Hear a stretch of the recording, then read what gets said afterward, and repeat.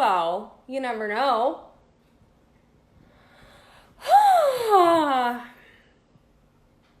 All right. All right. All right. Hello. Can you hear me? Yes. Okay, that was weird because I had my earbuds in before and it was working fine, and then I guess it must have been an earbud related thing. The sound is great. Thank you, Rhodes. Rhodes is here. You guys, Rhodes Fishburne, he wrote Paradise Lost.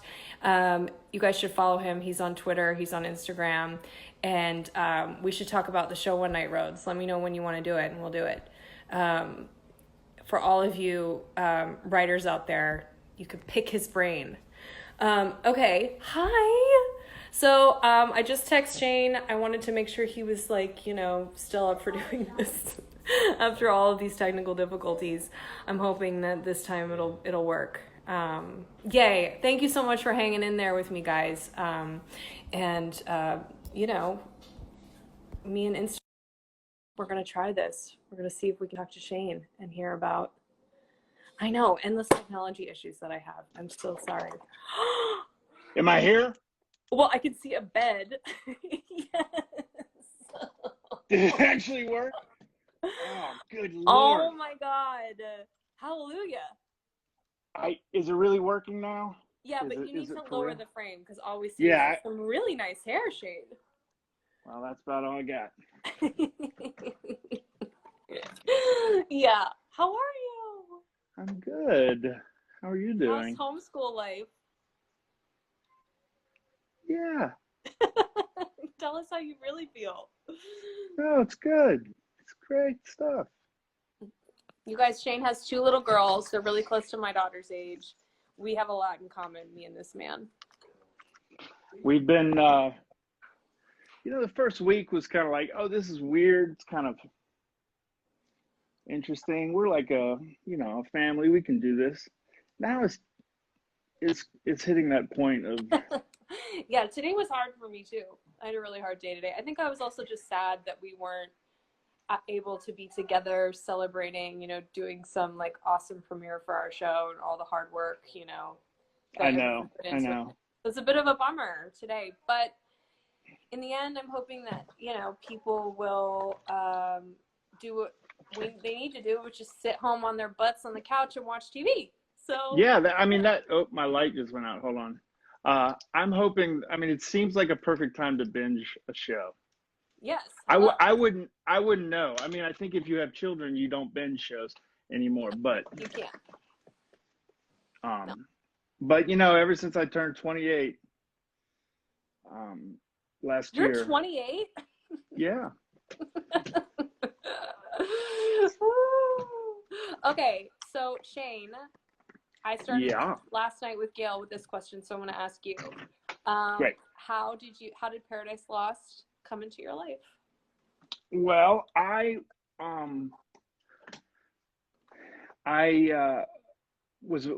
we as a family decided to move to Los Angeles because I was doing this show, Sneaky Pete, and I came out to basically look for houses and get the kids in schools where they were going to be, etc. And when I got out here, Sneaky Pete got canceled. So and then I got this audition like the next day, and 3 days later I was in Baton Rouge with you. Oh, bada bing, bada boom. Bada bing, bada boom. Wondering what kind of show this was. Was it a gong show? I was about to post that picture. Okay, you guys, this is maybe my favorite memory from the beginning of shooting. So we go to the table read, and I haven't seen Shane in a long time. Do they know? I don't know what you said when I wasn't here, but I've known Bridget since, if I'm 28, since I was 8, I guess, 20 years. Yep. No. But we have known each other for 13 years or something like that, since we were first in New York. Yeah, so Shane and I have the same manager, and we both have very close personal relationships with said manager. And manager Mike, you guys have seen me post about him. So yeah, that's how we know each other. So on the So, first table read, Shane comes up to me and he's like, and we didn't know what the rating of the show was going to be. We didn't know if it was going to be like super risque and there was going to be a lot of nudity. We didn't know anything. And Shane comes up to me at the table read and he's like, "Hey, Bridget, you think this is a dong show? Am well, I gonna have to show my dong?" I was kind of worried that it might be a dong show. I mean, I was up for it. I wasn't excited about it. I wasn't excited about it. But you know, you got to do what you got to do. Yep, you got to do what you got to do. All right, I'm going to take a look at some of these questions, and we're going to see, all right, what was your first impression the first time you read the script? I mean, I remember reading the script the night I got it. My agent, or maybe it was Mike, said, my manager Mike said, "You're perfect for the script. You have to read it." And I read it, and I think I had only read 15 pages of it or something. And I just wrote him back like, "Yes, I want in." I mean, I was like, "I love it." I mean, it's about a guy who lives in Mississippi, and I grew up in Mississippi. So hello.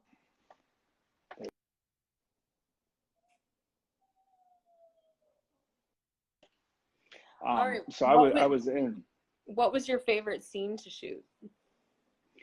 Oh man, I was gonna say, well, it's got to be you and I scene. No. You know, I had basically the whole second half of you and I and Nick Nolte scene was probably my favorite.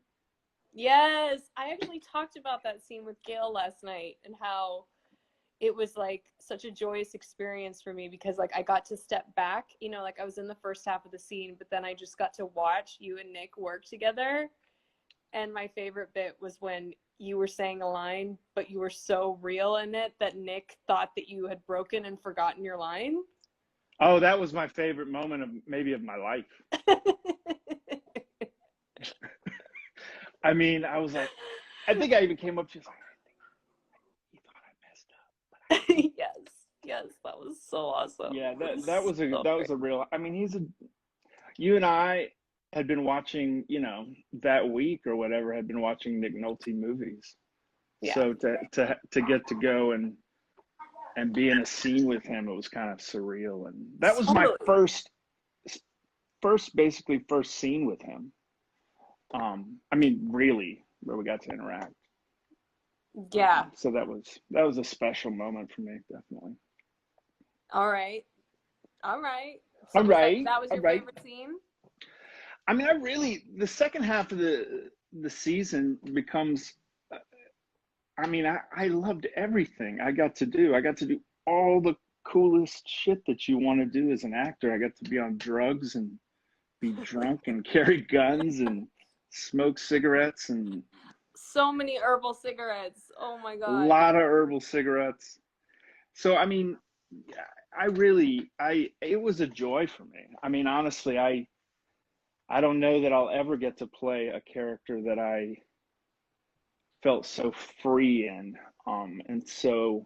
And because I grew up there, I knew Dickie. I knew those guys. You know, I went to high school. That's his character's name, y'all. Oh, right. Dickie is my character's name. Okay, this one's really weird and cool. I like this question. If you could have played any other character on the show, who would you choose?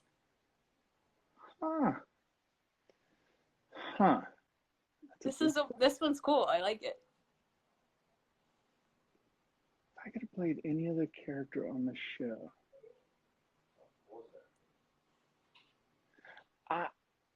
I know who I would play. I would play Dickie. Well, there you go. Because you were having the most fun, and I also just love. I mean, you're not like a full villain, but I love villains. They're like my comfort place is to play a villain. But you were just having too much fun being so naughty. I don't want to hear you. Can you hear me? I can't hear you. Wait, now I Can you can. hear me now? Yeah. Can you hear me? Yeah. Okay. I don't know what happened. Somehow Wi-Fi is not working. You know, that just happened I with mean, my earbuds too. All right, so who would you have played if you wouldn't play Dickie? And you can, you know, switch genders. I really love having watched some of it now. I love Claude. I love Claude. Jason, yes, he killed it. Yeah, I really liked Claude. I think that's such a fun, weird guy. Yeah. You guys have to be quiet. I tend to migrate towards sort of the weirdos. So I mean, you know, Silas's character as well. Yes. And you know, when you're playing sort of a more charactery role, I mean, like you and Josh had to do a lot of the heavy lifting, you know, and you guys were on set every single day, which is great in some ways, but also can be exhausting and stuff. So it's all a blur now. It was a real treat. Yeah, it was a real treat to come in and get to just be crazy and do all. I mean, I honestly, I would want to play Dickie though. I wish I could play Dickie forever. I loved it. It was great. All right, what was your favorite scene to film together? Of our scenes? Yeah, our scenes that we filmed together. I guess you kind of already answered that. But my favorite scene, I mean, I loved our scene at Boyd's house when Karen was directing. I loved that one. It was so fun. You guys need to be much more quiet. But I have to say, the Cookie Brown fundraiser, when you got to play guitar and sing. That was pretty fun for me. Her, but I don't know. Does that count as a scene between us, though? I mean, I was in the scene. Yeah, you were. You were sort of. I mean, no, the scene is really about you. But yeah, that was incredible. That was like that was like a dream. I got to be a rock star, but have a crowd that had to like me. Paid extras, paid background actors. And I couldn't mess up because the song was already recorded. So that was a ball. I really loved the scene, working together on the scene towards the end in Boyd's house again, or my house. Yeah. Because that was kind of more of like a get down into the weeds kind of acting scene. Yeah, there were some weeds, that's for sure. And it was late at night and hot. I don't know. I was really. It was a cool experience. I mean, this trying to get in the cigarette burn and all of that stuff. That was a fun. Oh my God! Yeah, that was wild. That was really, really wild. Have you seen any questions on the comments that you want to ask Shane? That you want to? I can't read fast enough. Like I look up at you and I try to look down. How is half of Jane the Virgin Calf? Oh, well, that one's you're not going to be able to answer. All right, this one's good. What was your funniest moment on set? Funniest moment? God. Not the pig hunting scene with Josh? That was early on. That was fun. That must have been quite technical to shoot, though. It probably looks more fun than it actually was because it was a garbage can. It wasn't like any of that was really there. Right.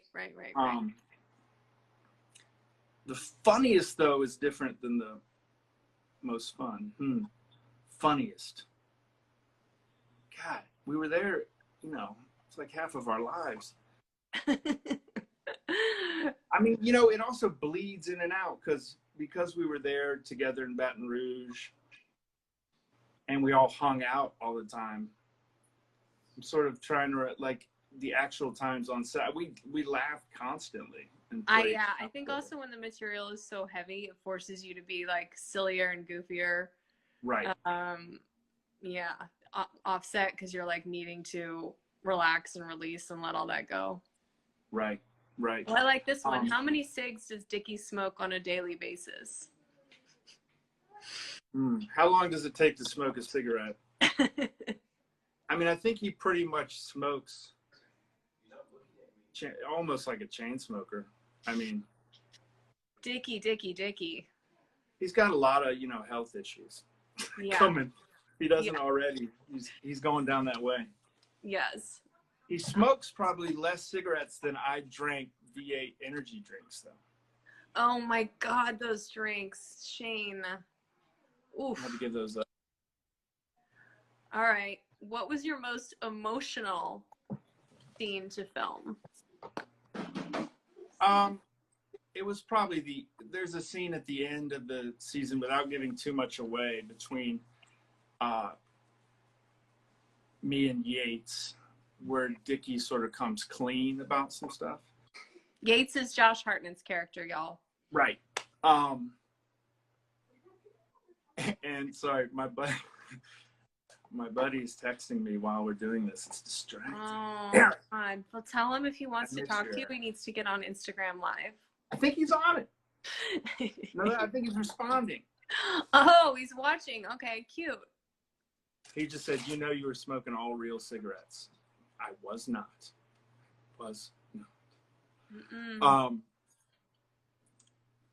My most emotional scene was that one with Josh. It was Dickie. I think that what made him such an incredible character to play was that he was a jackass, but underneath he was sort of this broken kid. And especially because of the flashbacks, you sort of get to see that. I love that Rhodes and everybody cast the young Dickie as being much smaller than Yates. Oh, yeah. That was so great. You guys, there's tons of flashbacks in the show where you see Shane's character and Josh's much younger, like high school, like 16 or... Yeah, like 16, I think. Oh, this is lovely, Shane. I'm so happy to see you're nothing like Dickie. Someone's watched the show. I love that. Life would go different then. But you have you're from the same place. You must have friends that are like Dickie. I mean, it wasn't like a reach, I mean, when I walked into the audition, casting was like, a lot of people have been playing this guy as like just a dumb redneck, but we don't think he's that. This guy is like, he might not have gone to Harvard or Stanford or whatever, but he's a smart guy. He went to like Mississippi State or Ole Miss, and I was like, well, I went to Mississippi State. Hello. So, at that point, yeah, I mean, it was always this weird, surreal thing for me to realize that I was probably at college with Dickie in the same bars, watching the same band. I probably watched Dickie play in his bar band, because that was me growing up. I mean, I wasn't like Dickie, thank God, but could have been. Okay. All right. Okay. Okay. Right. How was it to work in Louisiana and be in Louisiana? I mean, it was great. It was hard to be away from family. Yeah, your family. I mean, we had a great time. I brought everybody. Yeah, and we had a great time. I mean, we went to New Orleans like 50 times, and every weekend, and the cast was just awesome, right? I mean, we had so much fun. The crew was awesome. And your husband was awesome. Eamon saying he was awesome. Eamon was awesome. I got to drive you guys everywhere. It was awesome. And your car always smelled so fresh and clean. It did. It was. I remember when you got in the first time, you had some reactions to it. It was weird. You said, "What the fuck is that smell?" Stank. It wasn't stank. I just had some With an gym A. clothes I hadn't noticed. With an A. All right. Stank. All right. What song? This is good. What song would Francis and Dickie sing as a duet? Ooh. I don't know enough country songs, but I feel like it would have to be country. Yeah, it would. They don't like each other so much. No, it's a very tumultuous relationship. Right. But there is a meeting of minds that I always loved. I felt like Frances picked up on the fact that Dickie loved that she would throw the ball back at him with just as much force as he threw it at her. Well, Rose just said islands in the stream, so I guess that's the answer. Oh my God! I mean, how did that one go? he's sort of the guy for that question, really. Yeah. Okay. Well, there you go, guys. I mean, if that's what the writer says, I'm pretty sure that's what it is. All right. What would your character be doing during the quarantine? Oh man, what would he not be doing? That guy, he would be doing a pharmacy load of amphetamines. Yeah. Not a good idea, Dickie. It wouldn't have been a good look. I don't know that he could have stayed quarantined. I think he would have probably been out and about. Well, he is like a sheriff, right? So he feels entitled to. So I mean, he's an essential worker. So right. I don't think he believed that he could get viruses and things like that. he's immune. Ooh, I like this one. What was it like working with Barbara? She's incredible. Legend. You know, when you get to somebody like her or Nick, you're sort of you're kind of in awe. You've watched them growing up your whole life, and every great movie that you've loved, like one of them has been in it. You know, so I was just sort of throwing myself at both of their feet, try to learn as much as I could. Yeah, I just wanted more scenes with Barbara. Like, whenever she would come in, I would be like, "Oh, it's over already," you know, because it was like, she's just such an incredible actress and an incredible person, and really, really present, and always like, you know, she was always checking up on me, and like, you know, she's just been around so long, and she's done, you know, so many different kinds of roles. She knows what it's like to be in each position. That's like any actor that's been around and worked so much. She's just like, she was really kind of like the mother on set, you know, really looking out for everyone. Do you remember the story about her car that she told us? Oh, yes. Now you got to tell it. I don't remember the numbers, but it was something crazy about Barbara had bought. Was it like a Ferrari or a Porsche? She bought like a Ferrari for $5,000 or something. Yeah. 1,500 something. 1,500, Eamon's saying. 1,500, right. Yeah, and she drove it. This was like in the 70s. She drove it for several years, and then she sold it to a guy. She made a little. Got sick of taking Oh yeah, she got sick of taking the hardtop convertible thing off. Put it on the road. Threw it on the side of the 101 freeway. And then it sold last year for $15 million. Because there was only like 3 made or something like that. 5. 5. It's called like it. I don't know. So Eamon writes your dialogue in life? Yeah. I just have an earpiece in, and he just tells me what to say.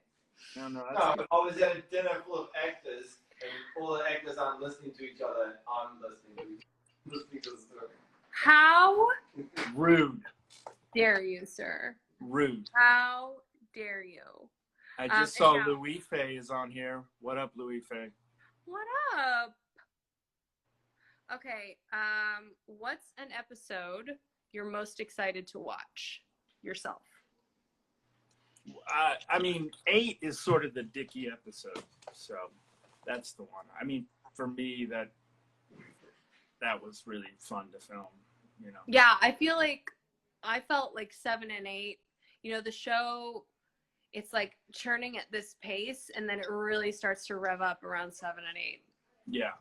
Yeah, things start to kind of come to a head. Yeah, exactly. So yeah, those would be the next. All right. Were there moments in the show where you felt related to your character? What does that mean exactly? Like your character's your cousin? I mean, I guess every moment I kind of felt like that.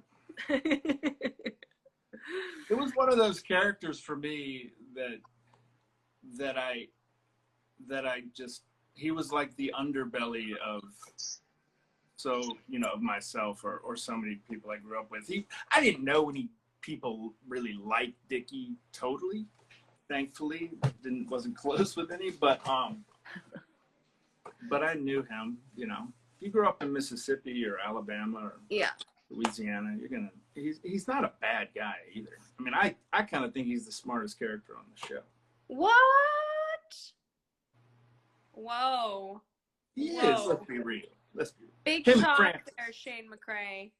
Well, Francis is smart too, but Dickie just plays at the whole dumb redneck thing. It's just a game for him. You know. All right, if you could change, what would you change about the story?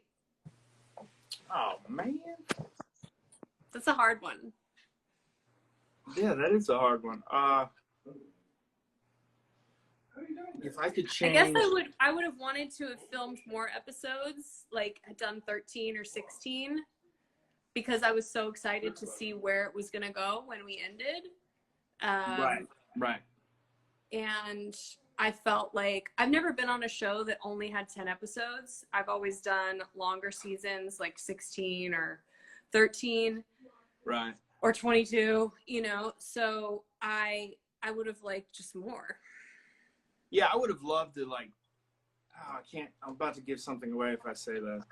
Well, don't say it. What if they Yeah, haven't watched it and they can't watch it till October because they don't have Spectrum? So you probably already hit on this, but it's frustrating because I have so many people who want to watch it, but you cannot watch it except through Spectrum, correct? Right, yeah. And I know it's difficult, like in certain countries, you can't get it. Like, I mean, people have been saying on here they've literally changed their internet or their cable to Spectrum just to watch the show. So, wow, thank you so much. But yes, so you have to have your internet or your cable through Spectrum and have the originals channel. Okay. Yeah. Well, that's Or tough. wait until it goes to Paramount in a few months. Right. Yeah. Okay. So, you know, patience. Maybe that's what I would change about the story. Woo! All right, so Shane, before Paradise Lost, what's been your favorite thing you've ever shot? Oh, Sneaky Pete. Nice. I mean, it was one of those experiences where, much like Paradise Lost, where the cast was so, we got so close. You know, I lived with Margot and Margot Martindale, who was guys, my grandmother. Legend. Legendary esteemed character actress, Margot Martindale. And Peter, who played my grandfather, lived beneath me in the same Los Angeles complex. Libe, who, you know, we were all there together. So it was almost like doing a theater show or something. It was really fun. Yes. It's on my list. I'm going to watch it. Yeah. As soon as someone takes these pesky children away from me. I know, I've got a big list that as soon as my children are in college, I'm going to watch. Catch up. I know. Oh, I know, right? Okay. All right. Let's do a couple more questions and then I'll let you go because Yeah. Kids are in bed. We can do this all night. Instagram will kick us off. It happened to me and Gail last night. For real. Yeah. But what if you have technical difficulties for like 20 minutes at the beginning of your session? Do they can't take that into effect? Yeah, they should give you like bonus stickers. All right, Shane. Here's a good acting question. Where'd you go? I'm right here. I spilled my drink. I kicked over my drink. What makes a good scene partner? What makes a good scene partner? Someone who listens. That's what I think too. Look how much manlier you look on Instagram than in real life. No, I know. It's crazy, It's right? weird. It's a filter. Yeah, you put on the manly filter. Yeah, it's a man filter. Wow, you grew a beard. How are you? These I'm two good. got along like a house on fire, you guys. It was a situation. Bromance. It was a romance. It was a bit of a bromance. And you had your own romance with Josh that also in the show is a little bit of a romance. Yes. I don't know if it's a bromance. I think it's just a full-out romance. Mm-hmm. Mm-hmm. I think one of my favorite memories from Baton Rouge was singing Bruce Springsteen with you guys, driving around and around and around. Eamon's been playing a lot of Bruce. I can always measure his level of quarantine emotion by when he puts Bruce on, you know, when he needs Bruce Springsteen. I know, I was playing some yesterday because I just needed it. Yeah. What album were you playing? Plug my phone in. Okay, anyway, what makes a good Scene partner. I think listening and the ability to sort of react to whatever is happening in the moment as opposed to what they planned in their mind that they were going to do. Yeah. And it takes a lot of relaxation to do that, you know. Yeah, and I think also when someone's like available and open and they don't have like a really rigid idea of how the scene's gonna go, like they're open to kind of whatever happens. Right. I mean, so much of being on set is sort of giving up your ideas of what you hope would happen and being in the moment, you know. Yeah. If I had one, you know, I think there's like an epitome of scene partner, it would be Bridget Regan. If you guys know. I paid him to say that, y'all. I sent him a Venmo right before we started. I know it was a couple of bucks short, but Oh, we have fun though. Can't say we didn't have fun. it was. I mean, the one, you know, I did really like that scene with Karen when it was like 125 degrees. That was a hard day. That was the hardest heat day. So if you guys that are watching it, you'll see it. It's when we go to Boyd's house, who's my patient, and Dickie surprises me there, and I feel like it was 100 and. It was a real hot. I mean, you could have cooked an egg on a countertop. I mean, I literally had I couldn't see out of my eyes because there was so much sweat pouring off of me. I'm trying to plug in my phone. But you looked great. I did look so moist. Not a good word. Not a good. It's not. I've noticed not people's favorite word. Hold on, I'm plugging this in because my phone is going to die before Instagram kicks us off. Well, we could also just finish one last question right now. All right, but it's all plugged in now. Okay. Look what's happening because I can't go to the hair place. You know, just let it grow, man. Where they cut your hair. All right. Is there a TV series or film that you're particularly fond of? I'm going to say right now. Like, what are you watching during the lockdown when you have your children in bed and you finally can watch something for an hour or whatever before you and your gorgeous wife pass out? I mean, we've been watching Tiger King, which is enjoyable. I don't know if I would put that on my list of like things I want to be associated with on the internet, but I guess I just said that. I mean, who hasn't watched Tiger King? Everyone's watched it. It's like, you know, it's like you have to. It's like breakfast, lunch, and dinner. You have to do it. It's like Paradise Lost or something that becomes a cultural landmark. What is my favorite? I really love the last season of Fleabag. Oh yeah, I thought that was really incredible. So I mean, I watched a lot of TV in Baton Rouge, but since I've been back, Well, because now you have your children and you're taking I care of haven't them. watched that much. I'm too tired. Yeah. Too tired. Yeah. It's a very intense time to be a parent right now. Yeah. Yep. Yeah. Yep. But we're lot of watching kids in it, Better though. Call Saul every week. Love that show. Yeah. I mean, everything that those guys touch seems to be great. You know, Totally. I haven't watched the new movie, Breaking Bad movie. Not yet. Oh, that's something to watch. It's a good idea. So you guys watched me and Shane McRae on Paradise Lost on Spectrum Originals. Happy premiere. Do you like my You red too. carpet premiere Rhodes, outfit? we love you, Rhodes. Love you, Rhodes.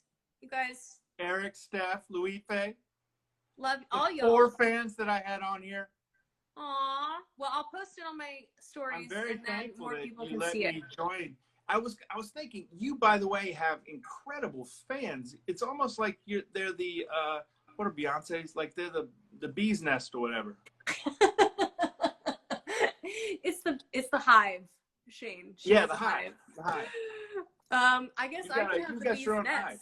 I'll have the bee's nest, and she can have the hive because she's, bae, and I'll be the bee hive. No, bee's nest. Great. Yes. Yeah, you should be the bee. The bee's nest. The bee something. Yeah. Yes, my fans they are amazing. They really, really are. Yeah, they're pretty awesome. Yeah, and I'm hoping there's some with a great sense of humor, really great, memes and quotes and gifs. I think it's gifts. I think so. Anyhow, they are awesome. And thank you guys so much for all your support and I hope you guys are able to watch the show and stay home and be safe and chill out. And we're going to ride this out together, and send me messages of who I should ask next to do this. Cause I've got Shane McRae already done. Yes. I mean, I'll be here next time no matter what. What if I just crash the rest of your Instagram lives from now on? I don't know if you can, but you can certainly It's try. It's called internet bombing. Oh yeah, no, I've been hearing about the Zoom bombing. Zoom bombing. Sounds very rude. It does sound rude. Thank you so much, Shane, for doing this. Thank you. I know it's hard with kids to get a moment to do anything. Believe me, I know. I know. It's a challenge, but it's worth every minute. Yeah, it is. It is. I'm trying to focus on normally we're so busy with work and so stretched between so many different things, and I'm right now I'm just with my kids and this is it, and I think all of us have to try to look at it with some positivity, Yeah, we do. I mean, we're very lucky to be able to chill out at home. So yeah, exactly. Shout out to all anybody out there that's a medical professional or essential worker. Thank you guys so much for everything that you're doing. Really, really appreciate you all. Now what happens? Now I'm going to end it after we say You goodbye. just turn it off? I'll end it. Do I say bye? You just stay right here. Y'all just come on over to Shane McRae. We'll just go live all night. All night long. All night long. You're going to get a bunch of V8 energy drinks. I'll be up. We're just gonna binge it all cigarettes. together. Herbal cigarettes, V8 energy drinks, all night long. Baton Rouge style, baby. That's the way I roll. I love you, Shane. Good Love to see you. you. Let's talk soon. Bye, Amen. Bye. Bye, y'all.